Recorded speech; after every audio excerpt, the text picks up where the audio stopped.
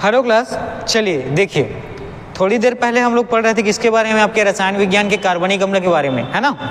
तो कार्बनिक अम्ल वाले चैप्टर को हम लोगों ने क्या किया, कंप्लीट कर लिया है।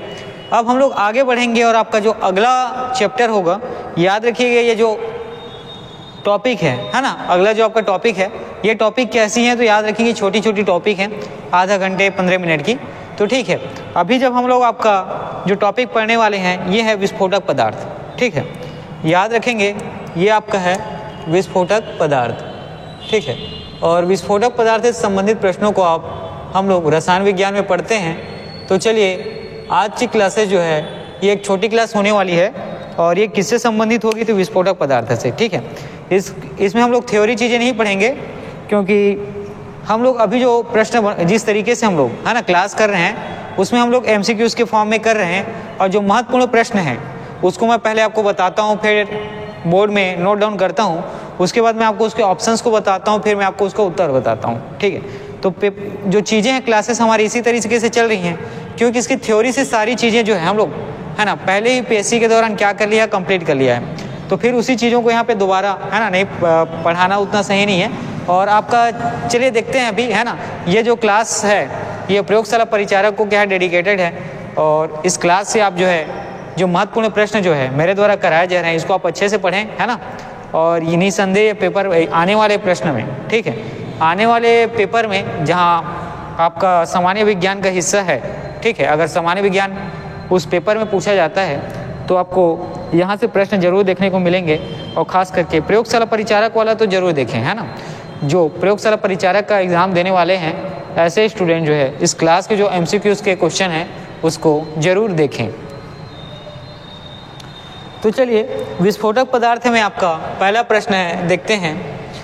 आपका पहला प्रश्न है कि निम्नलिखित गैस युग्मों में किसका मिश्रण खानों में अधिकतर होने वाले विस्फोट का कारण है। खान कहने का मतलब खदानों में, है ना। यहाँ जो खान है, खान कहने का मतलब क्या है तो खदानों में, ठीक है, खदानों में। ठीक है, खान को मैं लिखता हूँ खदानों में, ठीक, ज़्यादातर कोयले के खदानों में ये आपको देखने को मिलेगा। ठीक है, खदानों में कौन सा गैस का मिश्रण, ठीक है, वहाँ जो विस्फोट होता है उसका कारण बनता है, ये प्रश्न आपसे पूछा गया है। ठीक, तो खदानों में जनरली होता क्या है, जो विस्फोट होता है अगर वो किसी गैस के माध्यम से हुआ हो, ठीक है, वायुमंडल में उपस्थित किसी गैस उसका अगर कारण हो तो गैस कौन सा होता है, प्रश्न आपसे पूछा जाएगा। चलिए ऑप्शन ए देखिएगा, हाइड्रोजन और ऑक्सीजन। ऑप्शन बी है आपका ऑक्सीजन और एसिटिलीन। ऑप्शन सी है आपका मीथेन व आयु, और ऑक्सीजन डी है आपका कार्बन डाइऑक्साइड एवं मीथेन। तो याद रखेंगे यहाँ पर अब देखने को मिलता है आपका मीथेन व आयु, है ना।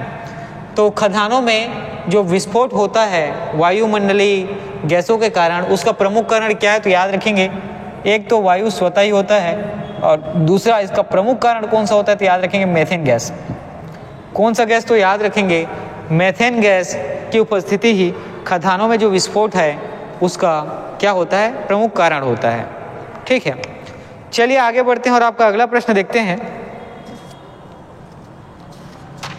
देखिए आपका अगला प्रश्न है कि निम्नलिखित में से कौन सा विस्फोटक पदार्थ नहीं, ये प्रश्न आपसे पूछा गया है।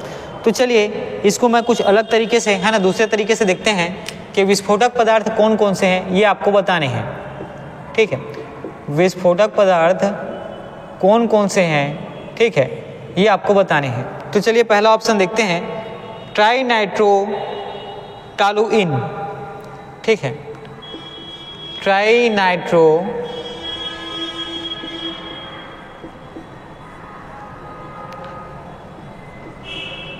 टॉलुइन, ठीक है, इसका हम शॉर्ट फॉर्म में TNT कहते हैं। इसको हम लोग शॉर्ट फॉर्म में क्या कहते हैं तो TNT।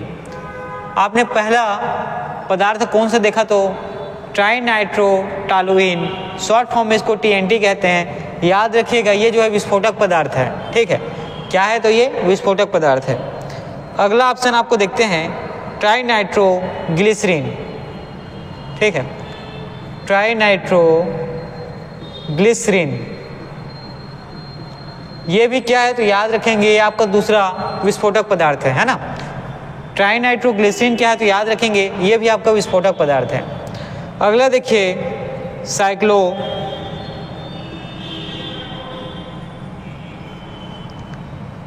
ट्राइमेथिलीन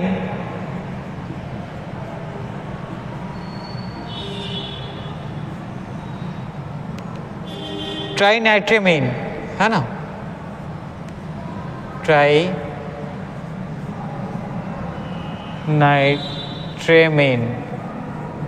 ठीक है। इसको हम लोग शॉर्ट फॉर्म में क्या कहते हैं तो RDX, ठीक है, RDX, इसका शॉर्ट फॉर्म क्या है RDX, जो विस्फोटक पदार्थ है वो है ना। ये आपका वेलकम मूवी का विलन नहीं है, ये याद रखेंगे। आपका RDX जो है ये जो है एक विस्फोटक पदार्थ है, ठीक है। बहुत सी फिल्मों में इसके बारे में आप लोगों ने सुना होगा, नाम तो सुना ही होगा RDX, ठीक है। तो देखिए और जो नाइट्रोक्लोरोफॉर्म है ये याद रखेंगे। नाइट्रोक्लोरोफॉर्म जनरली क्या होता है, कीटनाशक होता है, वो विस्फोटक पदार्थ नहीं है। चलिए तो देखा आप लोगों ने यहाँ विस्फोटक पदार्थ कौन कौन सा है, तो याद रखेंगे ट्राइनाइट्रोटॉलुइन है ना, ट्राइनाइट्रोटॉलुइन जिसको शॉर्ट फॉर्म TNT है, ये क्या है विस्फोटक पदार्थ है। अगला ऑप्शन आप देखते हैं ट्राइनाइट्रोग्लिसरीन, ये भी क्या है तो विस्फोटक पदार्थ है। इसके बाद साइक्लो ट्राइमेथिलीन ट्राइनाइट्रेमीन, ये क्या है तो याद रखेंगे, ये भी विस्फोटक पदार्थ है। इसको RDX के नाम से जाना जाता है। किस नाम से तो RDX। चलिए अगला प्रश्न है कि निम्नलिखित में से कौन सा विस्फोटक पदार्थ नहीं है, प्रश्न आपसे पूछा गया है, ठीक है। निम्नलिखित में से कौन सा विस्फोटक पदार्थ नहीं है, यह प्रश्न आपसे पूछा गया है, ठीक है। तो देखिए आपके ऑप्शन की तरफ गौर करते हैं। एक है नाइट्रोक्लोरोफॉर्म, ठीक है, पहला है आपका नाइट्रोक्लोरोफॉर्म, तो यही आपका सही उत्तर हो जाएगा। ये जो नाइट्रोक्लोरोफॉर्म है ये याद रखेंगे क्या होता है, तो ये होता है आपका, ठीक है। तो नाइट्रोक्लोरोफॉर्म के बारे में आपको याद रखना है, ये कीटनाशक होता है ना। क्या होता है तो कीटनाशक होता है, ठीक। ये चीजें हो गई। अब ये हो गई विस्फोटक पदार्थ नहीं है, साथ में विस्फोटक पदार्थ और है, तो देखते हैं इसमें कोई और नया चीज आया है क्या। हाँ, एक है पोटेशियम क्लोरेट, ठीक है। तो विस्फोटक पदार्थ अगला देखिएगा, ठीक है। तो विस्फोटक पदार्थ कौन है, तो इस ऑप्शन से एक और चीजें हमें मिली, पोटेशियम क्लोरेट। क्या तो पोटेशियम क्लोरेट। तो पोटेशियम क्लोरेट के बारे में आपको याद रखने हैं, है ना।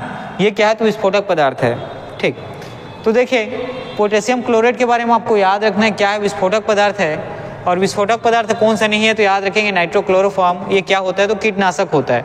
ये सूक्ष्म जीव है जो कीटनाशक में क्या होता है, इसका प्रयोग होता है, ठीक। उसका बाद है आपका अगला प्रश्न है कि जो RDX है, जिसको हम लोग साइक्लो ट्राइमेथिलीन ट्राइनाइट्रेमीन कहते हैं, है ना, RDX, इसके आविष्कारक कौन है, ये प्रश्न आपसे पूछा गया है।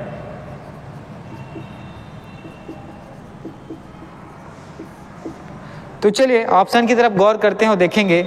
ए है अल्फ्रेड नोबेल, बी है साडी, सी है बर्जिलियस और डी है आपका हैनिंग, है ना। डी आपका कौन सा है तो याद रखेंगे हैनिंग। तो देखिए हैनिंग का पूरा नाम है फ्रेडरिक हैरिन, है ना, फ्रेडरिक हैनिंग, ठीक है। जो RDX जो विस्फोटक पदार्थ है, इसके आविष्कारक का नाम क्या है, तो आविष्कारक का नाम याद रखेंगे फ्रेडरिक हैनिंग। क्या नाम है तो फ्रेडरिक हैनिंग। चलिए अगला जो है, अगला जो प्रश्न है इसमें पूछा गया कि निम्नलिखित में से कौन सा सत्य है, ये प्रश्न आपको बताने हैं। तो देखिएगा RDX एक विस्फोटक पदार्थ है, तो बिल्कुल ये सही है ना। उसी प्रकार देखिए RDX का अन्य नाम क्या है, ये प्रश्न आपसे पूछा गया है, ठीक। RDX का अन्य नाम क्या है, ये प्रश्न आपसे पूछा गया है, ठीक है। तो यहाँ पर देखिए RDX का क्या नाम है, साइक्लो ट्राइमेथिलीन ट्राइनाइट्रेमीन, ये एक नाम होता है। साथ ही RDX का एक दूसरा भी शॉर्ट फॉर्म में नाम होता है। चलिए ऑप्शन में हम लोग गौर करते हैं, ऑप्शन देखते हैं। साइनोहाइड्रिन ए, बी है डेक्स्ट्रॉन, ठीक है, सी है आपको साइक्लोहेक्सेन और डी है आपका साइक्लोनाइट, ठीक है। तो ऑप्शन डी जो साइक्लोनाइट है, ये RDX का एक अन्य नाम है, याद रखना है। ठीक है, साइक्लोनाइट, ये RDX का एक अन्य नाम है ना। तो RDX का एक और नाम, एक अन्य और नाम पूछा जाएगा तो क्या बताने हैं आपको, साइक्लोनाइट, ठीक है, क्या, तो साइक्लोनाइट, ठीक। अगला देखिए कि निम्नलिखित में से किस एक को विस्फोटक की तरह, है ना, प्रयोग किया जाता है, ये प्रश्न आपको बताने हैं, ठीक है। तो निम्नलिखित में से किस एक को, अगला प्रश्न है, ठीक है, विस्फोटक की तरह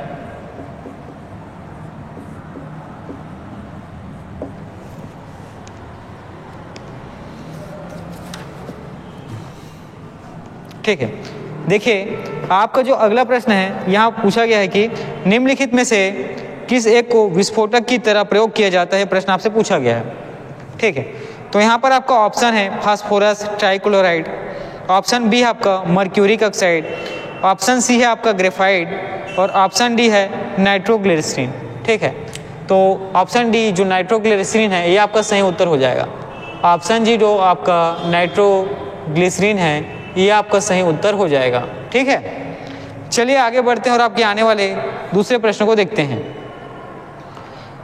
निम्नलिखित विस्फोटकों में से किसमें नाइट्रोग्लिसरीन एक आवश्यक संघटन के रूप में नहीं पाया जाता है, ठीक है।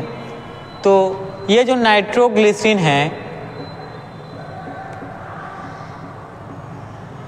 ये इसके विस्फोटकों में से, है ना, जिसके विस्फोटक बनते हैं उसमें किसमें ये नहीं पाया जाता है, ये प्रश्न आपसे पूछा गया है। तो चलिए ऑप्शन इसका देखते हैं। ऑप्शन ए है कार्डाइट में, ऑप्शन बी है ब्लास्टिंग जिलेटिन में, ऑप्शन सी है डायनामाइट में और ऑप्शन डी है एमाटोल में।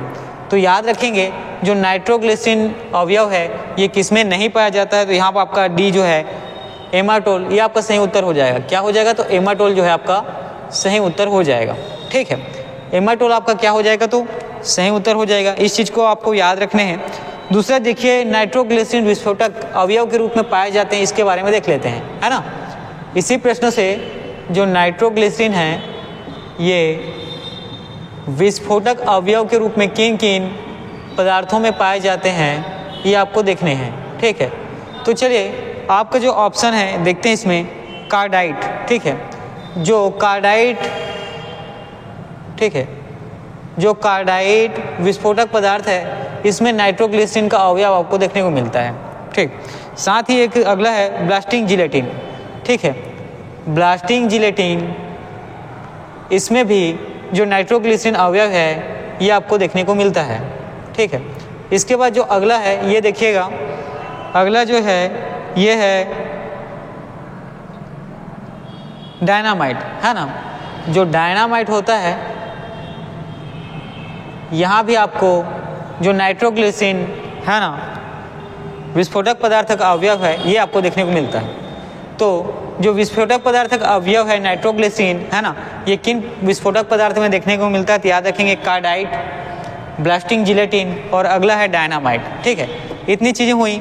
चलिए आगे बढ़ते हैं और आपके आने वाले अन्य प्रश्नों को देखते हैं। निम्नलिखित में से किसका उपयोग विस्फोटक के उत्पादन में किया जाता है, प्रश्न आपसे पूछा गया है, ठीक है। जो विस्फोटक के निर्माण में किसका उपयोग किया जाता है, प्रश्न आपसे पूछा गया है,